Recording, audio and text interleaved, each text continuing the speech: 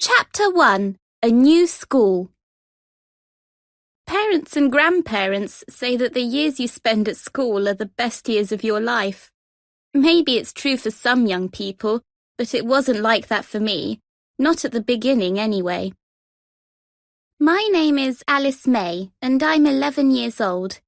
I lived with my family in London until my father got a new job in St Ives. We moved to beautiful Cornwall one summer. This is my story. The sun shone over St Ives, a seaside town in Cornwall. It was a busy fishing port. There were small stone houses and white sandy beaches. Lots of families lived there. The town needed a bigger, more important school, so a famous architect designed a secondary school. The school was for children between the ages of 11 and 18. It was called the Fairbrother Academy. The architect was very clever, and he also loved music. Every school needs a concert hall with a stage and lights, he said. The concert hall he created was wonderful. He also built a large gym, art studios, computer rooms, and classrooms that were big and bright. The outside of the school was beautiful. There was a large front door and lions around a fountain. There were gardens and playgrounds, and birds sang in the trees. Some of the children who came to the Fairbrother Academy didn't want to learn. They were not interested in French or Latin, maths or history. They pushed their classmates in the playground and called them bad names. These children were good when they were at home with their parents, but terrible when they came to school. I can hardly sleep before the first day at my new school, the Fairbrother Academy. I am excited and nervous all at the same time. In the morning, when I walk into my classroom, I see a group of girls. They are talking together. They stop speaking when I come in. "Hello," I say. "I'm Alice." The girls don't smile. Their eyes are cold. One of the girls, called Iris Fudge, who has an angry face, comes close. She looks at my long dark hair and blue eyes. Then she makes a scary face and runs back to her best friend Roxy Miller and the group of girls. "Don't go near her. She bites," Iris says. They won't talk to me because I have braces on my teeth. They call me Shark Face. I don't look very happy when I arrive home from school. My parents see my sad face. "How was school?" they ask. "Fine," I say.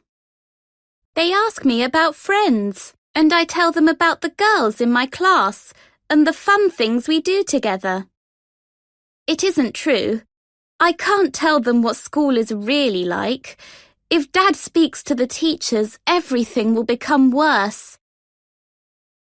Every day there is trouble in our classroom.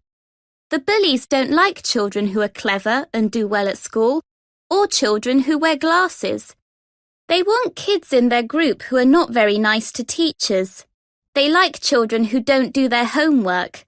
They think only bad children are cool. It isn't only the group of girls who are bullies. There is a boy gang too. Their leader is Dexter Crane. He's very tall. Dexter pushes his classmates when they're in the playground. His friends, Ajax McCoy and Blaze Fenton, watch and laugh. They stand behind him. At home in our house, a little bird sings in the tree near my bedroom window. She sees me crying, and I tell her what school is like. The little bird shakes her head. She doesn't like it at all.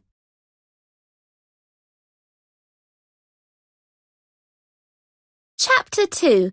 Isadora Sunshine. The little bird flies across the fields to an old house near the sea. The windows of the house are open, and the little bird flies in and rests on a bookcase. It is Miss Sunshine's house.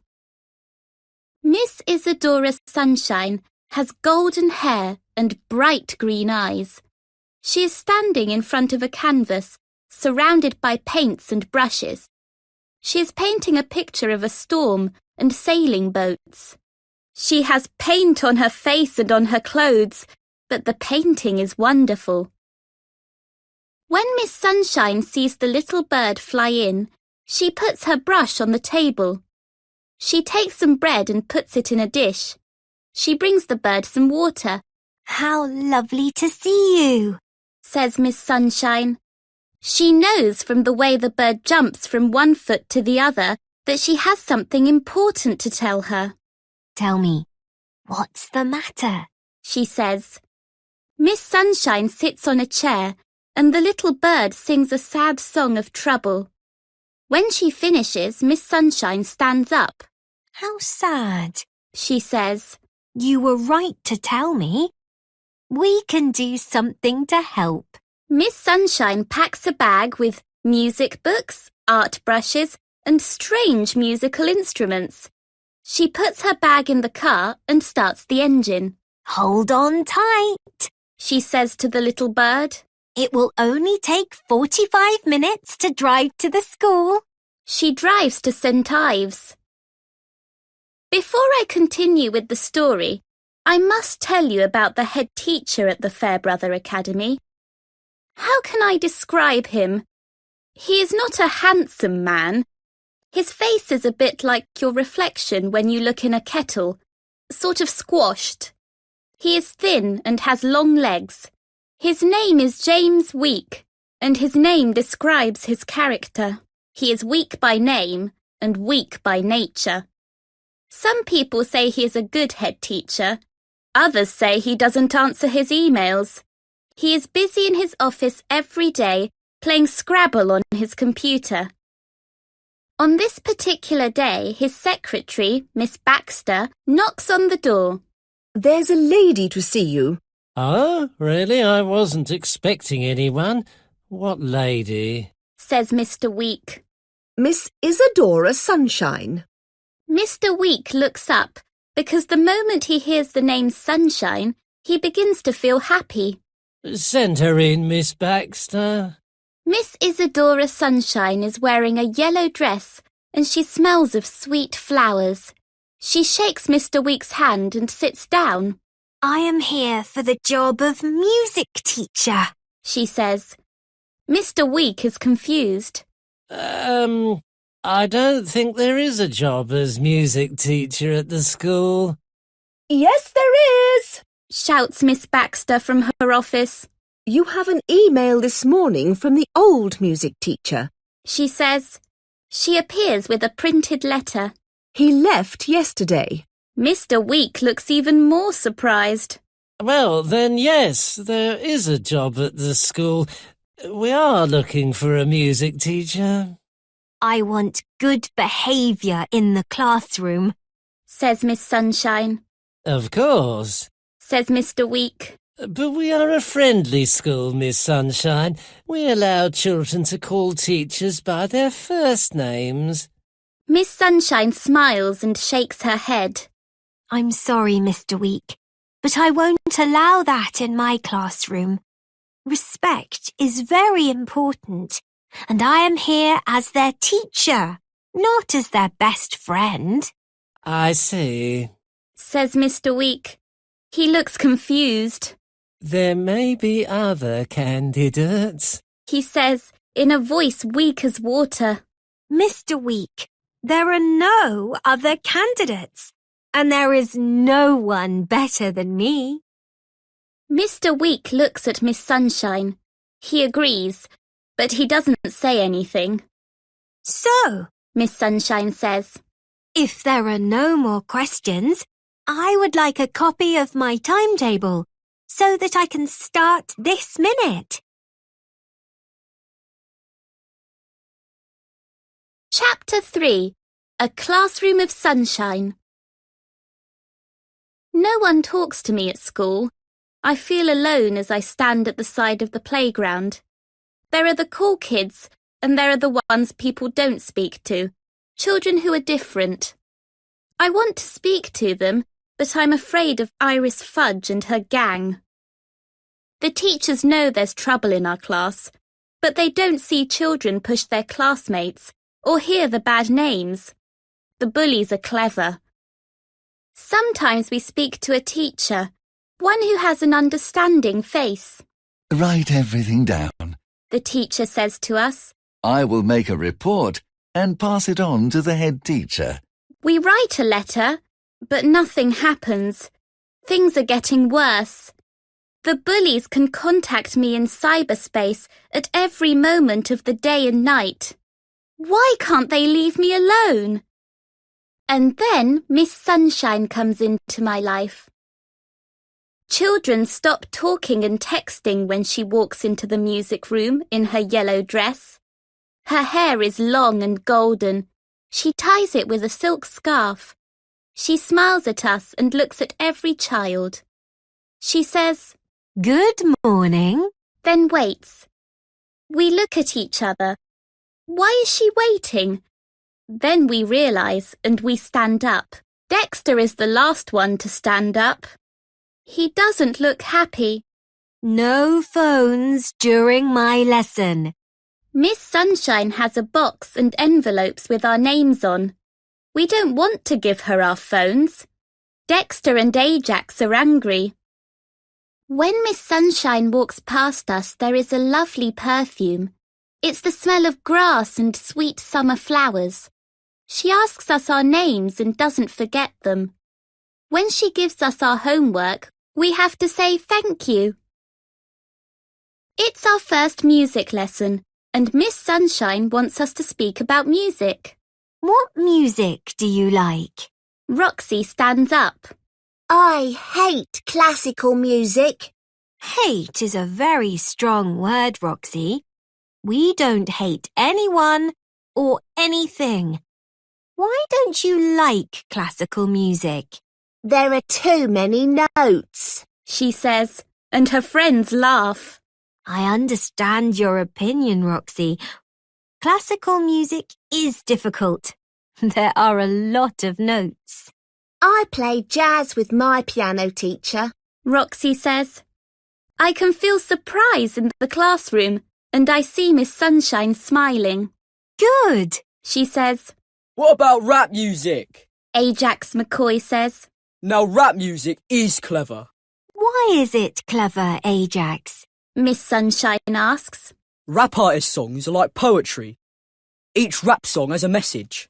I like musical theatre. Says Blaze. I saw the musical Cats once. Says Ajax. Any other important musicians? Asks Miss Sunshine. Someone says the Beatles. The class says. No! You're right. Says Miss Sunshine. The Beatles were important for all the music that came after them. What about Ed Sheeran? Says Naomi with a stutter. She never speaks. Excellent, Naomi. Ed Sheeran was really good at music when he was a small child, like Mozart. He started singing in his local church at the age of 4. Everyone is good in that first lesson. It's the second lesson when it all begins to go wrong. Chapter 4. Imagine. Miss Sunshine's eyes are cold as she stands in the door of the classroom. A paper aeroplane flies through the air and lands at her feet. Dexter pulls a small boy's arm behind his back. 2 other boys are fighting. Girls are shouting. There's so much noise. Miss Sunshine walks to the teacher's desk, but the noise doesn't stop. She takes a whistle from her bag and blows it. The sound makes the whole class stop and look at their teacher. Good morning, Miss Sunshine says. She waits for the class to stand. Some of the boys sit in their chairs. They are writing texts on their phones or listening to music. Blaze is humming. I see, says Miss Sunshine. She speaks only to the children who are standing. Can you bring your chairs round the piano? I take my chair and sit next to Emma. She's a sweet girl who works hard.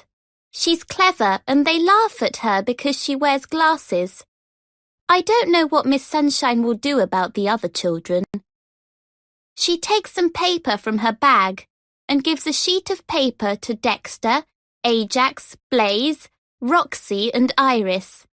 I would like you to write me a few paragraphs on the music I like, she says. She walks away. They don't say anything. She looks at us and says, Take a deep breath. Someone laughs, but Miss Sunshine closes her eyes for a moment. Stand up. We all stand. Shoulders down. Stand tall. Straight backs. We sing some scales. Our music lessons are a lot of fun.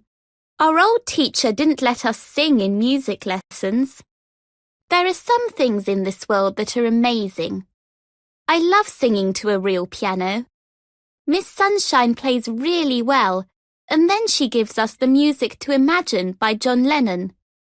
We don't look at the words. We know them. We put the music down and sing from memory. Miss Sunshine asks if anyone would like to sing a solo. The girls whisper, Emma. Shy little Emma, who is clever and wears glasses, has a wonderful voice. And it's strange, because now Dexter, Ajax, Blaze, Roxy and Iris are alone. They are miserable, and we are smiling and having fun. At the end of the lesson, Miss Sunshine collects the sheets of blank paper. She tells them to stay behind. I want to speak to each of you, she says. But we'll miss the school bus home, says Iris. My mum will be angry. The driver will return and take you home later. I'll phone your parents and explain everything. Roxy gives Iris a killer look, and they become even more miserable. For the first time, I run laughing out of school with Emma. We are smiling and singing Imagine. Chapter 5. Feeling Good. The next morning we go into the music room. I don't know what Miss Sunshine said to Dexter and the others yesterday, but the mood is better. There is more respect. Roxy and Ajax are sitting quietly. They aren't sending text messages. Blaze isn't humming. Dexter isn't rocking on two legs of his chair. I hope we are going to sing round the piano. But Miss Sunshine takes an unusual object from her bag. This is a singing bowl, she says. When I run this wooden stick around the bowl, it makes a sound like a bell. This bowl is very old. Listen carefully until you can't hear the sound anymore. The singing bowl makes a mysterious sound. It sings in my head. About a minute passes. There is complete silence in the classroom. What can you hear? Miss Sunshine whispers. Nothing at all, miss, says Emma. Remember that there is silence in music too, and moments of silence are important in our lives. Sound and music can help, and mindfulness helps your brain to work better. Let's make a brain. What? We look at each other. Put one hand in the air, says Miss Sunshine. Now put your thumb across and curl your fingers over the top. This is the brain. Cool, says Ajax. The mind is complex. It talks. Sometimes there's a lot of stress in our heads. My brain is always talking to me, says Ajax. That's fine. Everyone's brain talks, says Miss Sunshine. We can help our brain relax when we are kind to other people. It makes us feel good. Singing makes me feel good. Can we sing again, miss? Asks Ruby. Of course we can. Bring your chairs closer to the piano. Miss Sunshine gets us to sing some scales. Miss Sunshine asks Roxy to play the piano. Roxy looks shy at first and says she's too embarrassed to play in front of everyone. When Miss Sunshine says that Roxy can play some jazz, she jumps up. Roxy has got great rhythm. She's really good. I didn't know she had this talent. We sing a song my mum likes, You've Got a Friend by Carole King. I like the words of this song, and singing together makes us feel more united as a class. Singing and mindfulness are helping. My brain feels better by the end of class. I'm less stressed and more relaxed. When the bell rings, we skip to our next lesson. Chapter 6. Fire! Dexter and I sit near each other every day on the bus. We get on and off at the same stop, but he doesn't walk with me. He walks far behind me. He kicks stones along the road. I hurry ahead because I want to get home. I know where Dexter lives. I pass his house every day, but this afternoon, as I look across his front garden, I stop. Dexter! I shout. Quick! Hurry! There's a fire! My voice is high. I am afraid. He starts to run. Together we run towards the smoke and flames. Who's in there? I say. Mum and my little sister. She's only 3. I pull my phone out of my pocket and dial 999. I shout fire when they ask me what service I need. I try to breathe slowly and calm myself down. My voice is shaking when I give them the address. Dexter opens the front door and there's lots of black smoke. I'm going in, he says. Wait! I run to an outside tap and hold my scarf under the water. I run back and tie the scarf around Dexter's nose and mouth. I pull my jacket up over my mouth. I'm coming with you. He pushes me back. No, you're not. It's too dangerous. I know where Mum and my sister will be. Then he goes inside, and all I can do is cry and wait. 1 minute, 2 minutes pass. It seems longer. The fire brigade arrives, then 2 ambulances. Dexter appears through the smoke. He is carrying his sister. His hands are burnt, but he wants to go back for his mother. Leave it to us, says a fireman. Firemen pull Dexter away from the burning house. He doesn't want to leave. They lift Dexter and his sister into the ambulance and put on the emergency blue light. That scares me. A fireman appears carrying a woman, and at that moment, there's an explosion. Move away from here! It isn't safe! A fireman says to me. I can smell fire on my clothes and in my hair. There's nothing for me to do. I walk home. Dexter is away from school for 10 days, and when he returns, he has bandages on his hands. Everyone is pleased to see him, especially Miss Sunshine. How is your mother and your little sister? She asks. Dexter smiles. They're doing well. The doctors are great. They are still in hospital, but they will be home soon. So you are living with your grandma? Dexter smiles again. Yeah, she's lovely. We'll be there for a while until the builders repair our house. You were very brave, Dexter. Miss Sunshine says. Dexter looks at his shoes. Not really. I was scared when I went into the house. I couldn't see anything, and it was really hot in there. Do the police know what started the fire? Miss Sunshine asks. They don't know. Dexter looks around the classroom for me. Alice was there. She gave me her scarf to put over my mouth. It's the smoke that kills. You saved my life. Thanks, Alice. And our class cheer, and I'm crying. Dexter is looking down and trying not to cry. I have something for both of you. Miss Sunshine gives Dexter a large package and a smaller one to me. Dexter's is a violin. A really good one. I can see he's pleased, It's awesome. he says. I love it. I don't play the violin anymore. I want you to play it. Miss Sunshine turns to the class. I don't think you know that Dexter is very talented. He plays jazz violin very well. She looks at Dexter.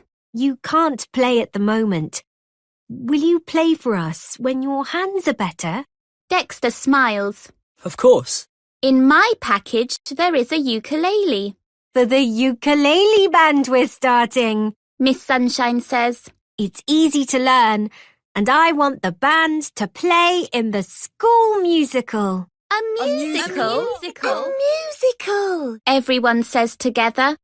We all smile. Chapter 7. Everyone has a talent.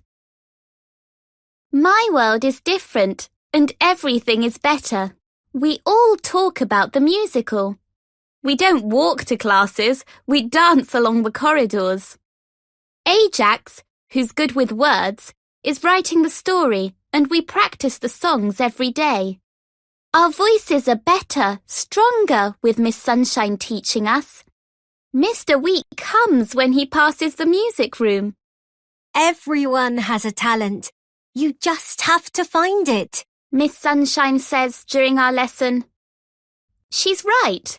There are so many people in our class who have a special talent.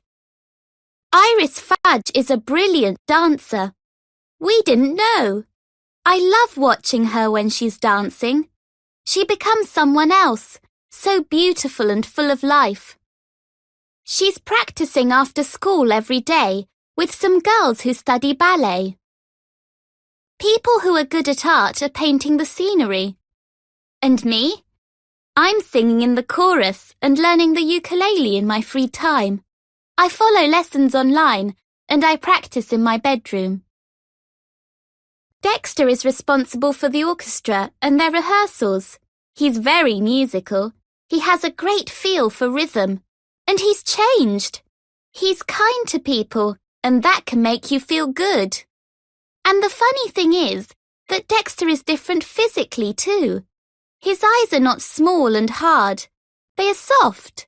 He looks taller, more responsible. He smiles a lot. Dexter is someone I can trust. He's playing the violin again now that his hands are better. The sound he makes is beautiful. When he plays, I feel happy. We travel home together on the bus, and he talks about the music and performers he loves. He wants to go to music college in London when he finishes school. How often do you practice? I ask him. Every day. An hour before school and a couple of hours when I get home. Wow, I say. If I work really hard, I'll pass the audition. And then what? I ask. A career in music, I think. He says. I can play in an orchestra or form my own jazz group. What do you want to do, Alice? I want to be a doctor, I say, in a small voice. We sit in silence for a minute, and I start to panic. I'm expecting him to laugh and return to the old Dexter. But he smiles. You'll do it, Alice. It won't be easy and you'll have to work hard. But I know you'll do it. And I'm not sure why, but I feel strange. Chapter 8. The Talent Scout. There is no bullying anymore, and there is more respect for the teachers. The school magazine is all about the musical, interviews with the cast and with Ajax. The story is about people who are different. We can't all be the same. The message is to be kind to someone every day. Most of all, it is about the power of friendship. Tickets are sold out for all 5 performances, and we are all excited. I'm playing the ukulele in one song, and I'm singing in the chorus. The songs make us happy. We are full of confidence. School has a greater purpose. This is your musical. Miss Sunshine says. Smile and enjoy the evening. We are nervous as we wait. It's 5 minutes before the musical starts, and I look round the curtain at the audience. The concert hall is full. Why have all those parents brought video cameras? The music starts. This is it. We step into another world of lights and costumes, and little shy Emma sings beautifully on stage. It's a new and exciting experience. A live performance is very different. We can hear the audience laugh and clap. It's great to see their reaction. Their eyes are wide, their faces are smiling. They're enjoying every moment. I can see my parents' surprise when the chorus sings. We are fantastic. We sing and dance for 5 nights. On the first night, Mr. Week gives flowers to Miss Sunshine and the other teachers. We have a party. We are happy. One morning, Miss Sunshine comes into the music room. She has something to tell us. She closes her eyes until there's silence, then opens them again.